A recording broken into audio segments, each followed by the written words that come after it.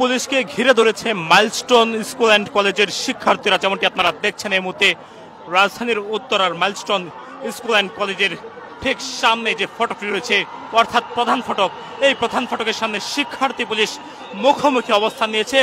একেবারে যেমনটি আপনারা লক্ষ্য করছেন, গতকালকে বিমান বিধ্বস্ত হওয়ার ঘটনাকে ঘিরে শিক্ষার্থী ও পুলিশের মধ্যে টানা উত্তেজনা বিরাজ করছে। আমরা দেখছি এখানে আর্মড পুলিশ ব্যাটালিয়ন অর্থাৎ APBN এবং আমরা দেখছি এখানে ঢাকা মেট্রোপলিটন পুলিশের সদস্যরা কিন্তু কঠোর অবস্থান নিয়ে রেখেছেন। একেবারে এই যে পুলিশ সদস্যরা যারা এখানে দীর্ঘক্ষণ ধরে অবস্থান করছিলেন, সেই পুলিশ সদস্যদেরকে চারপাশ থেকে ঘিরে রেখেছে শিক্ষার্থীরা। তারা কিন্তু ভুয়া ভুয়া তপধ্বনি দিচ্ছেন, যেমনটি আপনারা শুনছেন এই মুহূর্তে। আমরা দেখছি এখানে শত শত শিক্ষার্থী তারা স্লোগানে পুরো এলাকা উত্তাল করে তুলেছেন। এটি রাজধানীর উত্তরার দিয়াবাড়ি এলাকা। গতকালকে বিমান বিধ্বস্ত হওয়ার ঘটনাকে ঘিরে গতকাল থেকেই শিক্ষার্থীদের মধ্যে উত্তেজনা বিরাজ করছিল এবং সেই উত্তেজনার পারদ কিন্তু ধীরে ধীরে আজ বেলা যত ঘোরাচ্ছে ততই কিন্তু তাদের মধ্যে থেকে এই যে উত্তেজনার পারদ, সেই উত্তেজনার পারদ কিন্তু গলতে শুরু করে এবং এই উত্তেজনার পারদ গলে গলে এবং শিক্ষার্থীদের মধ্যে যে দীর্ঘ অপেক্ষা ছিল তাদের নিহতদের সঠিক সংখ্যা জানার জন্য, তাদের যে অভিযোগ, শিক্ষার্থীদের অভিযোগ হচ্ছে নিহতদের প্রকৃত সংখ্যা এখন পর্যন্ত তারা জানতে পারেননি এবং সেই অভিযোগের প্রেক্ষিতে মূলত শিক্ষার্থীরা আজকে তারা তাদের মাইলস্টোন কলেজের সামনে তারা অবস্থান নেই এবং তারা এখানে দুইজন উপদেষ্টা পরিদর্শন করতে আসেন মাইলস্টোন কলেজ, অর্থাৎ একজন শিক্ষা উপদেষ্টা সিআর আবরার, আরেকজন হচ্ছেন আইন উপদেষ্টা আসিফ নজরুল। তাদেরকে তারা অবরুদ্ধ করে রাখেন এবং অবরুদ্ধ করে রাখার পর আমরা দেখছিলাম এখানে উত্তেজনা কিন্তু ধীরে ধীরে বাড়তে শুরু করে। তার মধ্যে আমরা দেখছিলাম এখানে প্রধান উপদেষ্টার প্রেস সচিব অর্থাৎ শফিকুল আলম কিন্তু এখানে ছিলেন, তাদেরকেও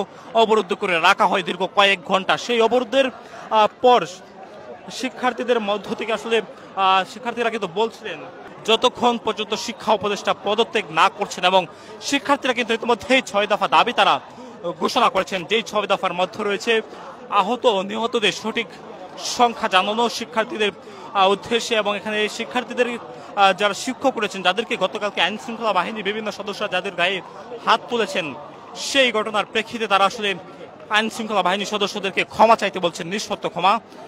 তারও প্রেক্ষিতে আমরা সেই 6 দফা দাবিতে উত্তাল হয়ে উঠেছে মাইলস্টোন স্কুল অ্যান্ড কলেজের ক্যাম্পাস প্রাঙ্গণ। যেমনটি আমরা দেখছিলাম এখানে আইন শৃঙ্খলা বাহিনীর বিভিন্ন বাহিনীর সদস্যরা কিন্তু যুক্ত হয়েছে আজকের এই উদ্ধার কার্যক্রমে, যেখানে আমরা দেখছিলাম আইন উপদেষ্টা সহ যে দুইজন উপদেষ্টা শিক্ষা উপদেষ্টা তাদেরকে যে উদ্ধার করা হয়েছে, সেই উদ্ধারের পরে আসলে তাদেরকে নিয়ে যাওয়ার পথে মাইলস্টোন কলেজের যে সড়কটি রয়েছে, এই সড়কের সামনে শিক্ষার্থীরা চারপাশ থেকে তারা ছুটে এসে আইন শৃঙ্খলা বাহিনীকে এক প্রকার আসলে অবরুদ্ধ করে রাখে। চারপাশ থেকে শিক্ষার্থীরা ঘিরে ধরে ভুয়া ভুয়া তপধ্বনি দিচ্ছেন।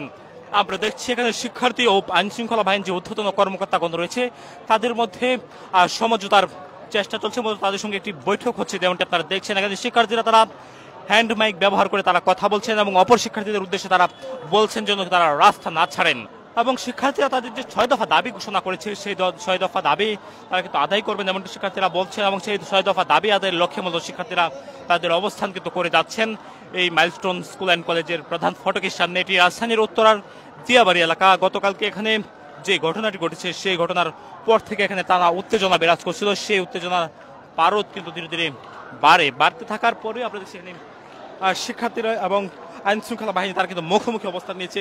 একেবারে এই এলাকা উত্তপ্ত হয়ে উঠেছে। এই যে উত্তেজনা, সেই উত্তেজনা কিন্তু ধীরে ধীরে বাড়তে শুরু করেছে। আমরা আপনাদেরকে সরাসরি দেখানোর চেষ্টা করছি উত্তরার দিয়াবাড়ি এলাকার মাইলস্টোন কলেজের ঠিক সামনে শিক্ষার্থী পুলিশের যে মুখোমুখি অবস্থান। এখানে আইন শৃঙ্খলা বাহিনী তারা কঠোর অবস্থান নিয়ে রেখেছেন এবং তাদের এই কঠোর অবস্থানের ফলে শিক্ষার্থী যারা ভেতরে প্রবেশের চেষ্টা করছিলেন তারা কিন্তু আসলে ভেতরে প্রবেশ করতে পারেননি।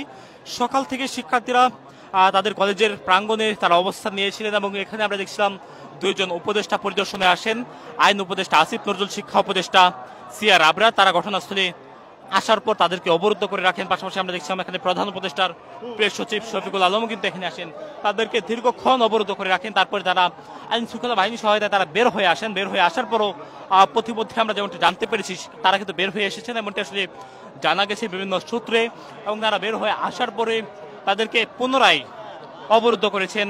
এখানে যারা শিক্ষার্থীরা রয়েছেন শিক্ষার্থী পুলিশ তারা একেবারে মুখোমুখি অবস্থান নিয়েছেন।